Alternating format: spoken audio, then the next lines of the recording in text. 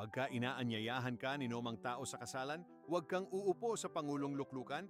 Baka mayroon siyang anyayahang lalong marangal na tao kaysa iyo at lumapit yaong naganyaya sa iyo at sa kanya at sabihin sa iyo, bigyan mong puwang ang taong ito.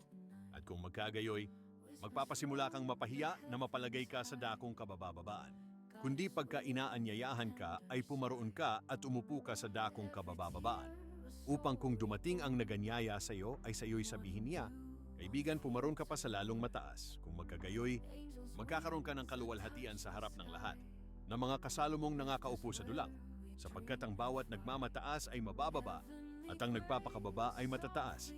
At sinabi rin naman niya sa naganyaya sa kanya, pagka naghahanda ka ng isang tanghalian o ng isang hapunan, ay huwag mong tawagin ang iyong mga kaibigan, ni ang iyong mga kapatid, ni ang iyong mga kamag-anak, ni ang mayayamang kapitbahay. Baka ikaw naman ang kanilang muling anyayahan at gantihan ka. Tatapuat kung maghahanda ka, ay anyayahan mo ang mga dukha, ang mga pingkaw, ang gapilay, ang mga bulag, at magiging mapalad ka.